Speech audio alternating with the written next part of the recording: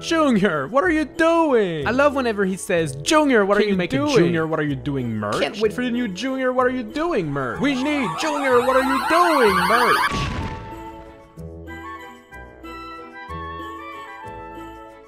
I've been playing Bowser's Fury for a month now, and I have to admit that it's still as fun now as it was when it was released. I've played for fun, I've attempted to beat it without a coin, I've been doing lots of speedruns of it, and well, today I have decided to try yet another challenge. Going left and right is what Mario does best, right? Well, what if he couldn't do it? The rules are simple. We are going to try to beat Bowser's Fury without having access to left or right. What does that mean? Well, we'll only be able to move using the camera, and Mario will only be able to move up or down. How did I make sure to never push left or right, you might be wondering? Well, here's my do-it-yourself tutorial on how to make a perfect no left, no right controller. First off, you gotta grab some Splatoon goo that comes included in your Splatoon 2 physical box. It's right behind the cartridge. You didn't see that, eh? So you take that goo and you put it on your joystick to cover the left and right part. And ta-da! You can only move up and down now. We are now fully prepared for this challenge. Or are we? Look at this graph. Only 25% of the people watching me are actually subscribed. That leaves 75% of you that are able to click that big red button and help me get to 600,000 subscribers. Please do it. It takes a second for you, but it helps me a lot. Alright, now let's just jump into it. After falling down and getting a concussion, we'll have to listen to the game and learn to use the right joystick to move the camera around. My first steps up this world were a little slow, as I was getting used to those new controls, but thankfully we can move the camera and make our way to the top of these blocks and grab the first cat shine. After listening to Bowser Jr. for a bit, he'll join us and hopefully he won't be as annoying as he was in the last challenge. As you make your way up Scamper Shores, grab a cat suit, as this will be quite helpful to gather some cat shards along the way. Getting up those rotating fences without left or right is kind of annoying and leads to some very awkward camera angles, but thankfully it's actually possible to do it. In fact, all of the shards are a little bit confusing to get with a bad camera, but if you know where they are, you'll be able to collect them and make your way to the top to get shines 2 and 3. Next up, I made my way to Pounce Bounce Isle, where we have to climb on those big vertical towers, but thankfully for us, the camera can be moved all over the place, and we can even use Junior to help us grab the shards as we make our way to the top. Junior is actually being helpful this time? Now this is confusing. The first problem I noticed during this quest is the fact that Fury Bowser will wake up quite often during the playthrough, as we are collecting all of those cat shines very slowly. And when he's awake, well, pray that there's a shine close to you to get rid of that dude, or else you'll be in big trouble. By moving the camera over there, I did this epic cat dive move that allowed me to get yet another cat shine. Flaptrap Island is also not very difficult, as this level is just a big square platform and you can move the camera to help you out see where to go. And if you grab the star over there, well, you can defeat all of the bullies without having to mess around with red and blue platforms, so that's pretty cool. I managed to collect 4 shards quite easily, but I did remember that the 5th one is hidden in this little tunnel. You can't move the camera around in it, and moving left or right is impossible. But I soon figured out that if you do a cat dive attack by pushing ZR and then Y repeatedly, well, you'll slowly move right. So yeah, just keep giving concussions to Mario and you'll slowly make your way to the last shards and get the shine. And to get out of there, well, do the exact same thing but facing down. Poor Mario though, his head must be in serious pain. Fighting Fury Bowser while only moving up and down makes the fight quite difficult. Let's just say that the camera loves to move on its own quite a lot during the fight, so you'll have to stay far away from the dude up until you do the ground pound attack and get your epic win. Although we have a bunch of new areas to explore now, I wanted to see if we could get more shards from the first levels. And well, yes we can! Chasing Gooey Luigi without moving left and right is really annoying and took me quite a while, but I ended up sending Junior to do the dirty job for me. I got my 10th shine by ground pounding this switch and making my way to the top, and with a cat suit, well, you can just climb this big tower, so no need to move the camera around too much. Not being able to move left or right makes us quite slower, and collecting all of the blue coins on Fort Flaptrap requires us to go fast, so I had trouble at first getting all of the coins before they disappeared. Heck, I even fell down in the lava, which never happened before. Thankfully, in case of emergency, you can send Junior to grab some coins and save you some time. Getting the key and opening up the cage on Scamper Shores was pretty easy, and so was getting back the lost kitten. Climbing back to the top of Pounce Bounce Isle to get the key wasn't too difficult either, although I sometimes wished I could go left or right. Bring Junior with you to defeat the Magikoopas for another cat shine, and now that we have 15, we can fight Bowser yet again. So, exactly like the last time, fighting Bowser is a little bit annoying as the camera has a mind of its own, but by being careful, we can navigate around the dude and defeat him once more. To get to the next areas, I had to jump on Plessie, and let me tell you that only pushing up and moving the camera to guide her is quite funny. She slides all over the place, but we can thankfully make it to the other side, and defeating those enemies in this arena is not very difficult. Slipskate Slope is up, and as you can see, this level is just a big straightforward bridge, so you bet it's going to be easy to get to the end and you won't even have to move left or right.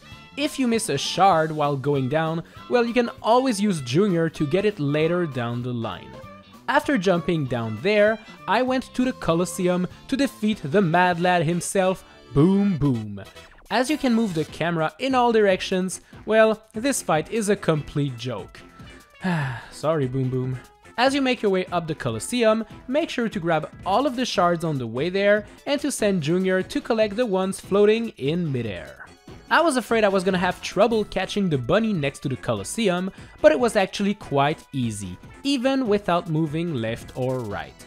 Another easy shine to get is the one up in the sky, although I suggest you dodge the boost panels as it's hard to tilt the camera quick enough while running at full speed. I got my next shine by going through this Plessie ring and following the path to the end. After Bowser woke up from his little nappy nap, he broke some Fury blocks for me and gave me access to a new area. But before we get there, let's kick his butt first. Bada beam, bada boom, bada bye bye. Swimming on Lake Lapcat will allow us to grab another shine that's just chilling there in midair, but Plessie can help us get it.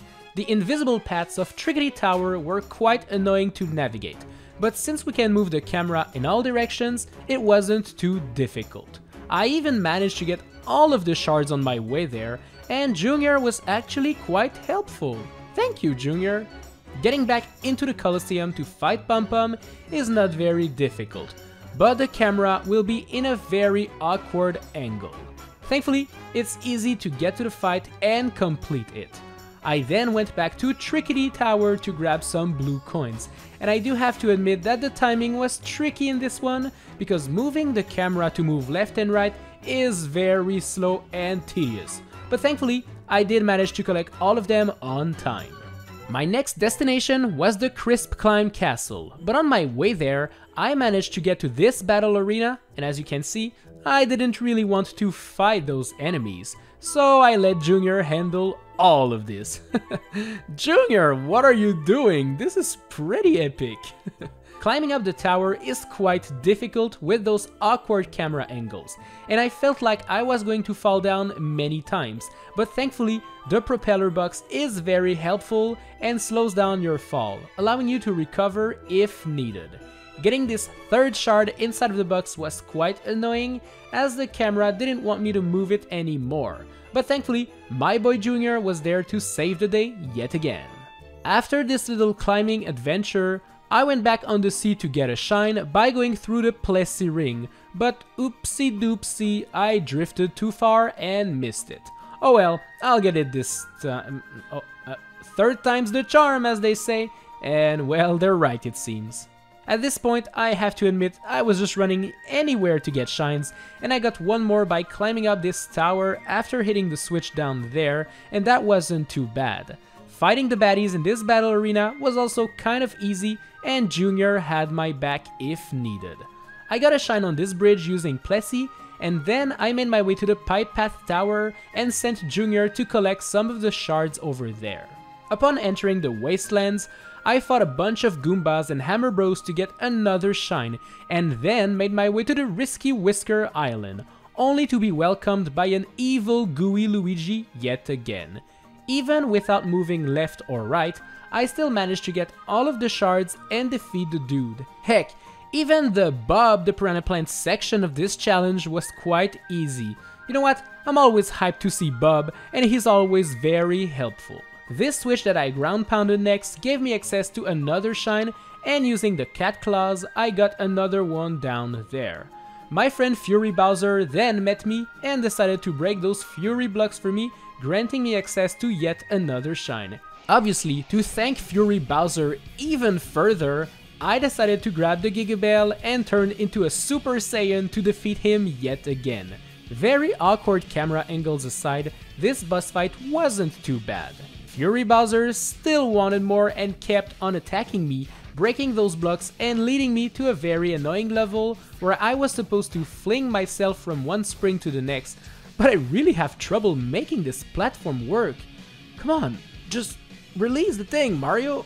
Adjust your angle using the camera if needed, and you'll be all good. Pipe Path Tower was my next step, and I was actually scared of not being able to do much here, as we need to move in many directions in the clear pipes. But thankfully, we can just quickly adjust the camera, and this will allow us to go wherever we want. And if you don't feel like using the clear pipes, well, just climb the center tower with a catsuit. You'll still have to use the pipes if you intend to get all of the blue coins though, and this shine is possible, but the camera tilting you need to do might make you dizzy a little bit. Whoa. For another shine, I went through this Plessie ring, and well, as you can see, it didn't work. Oopsie.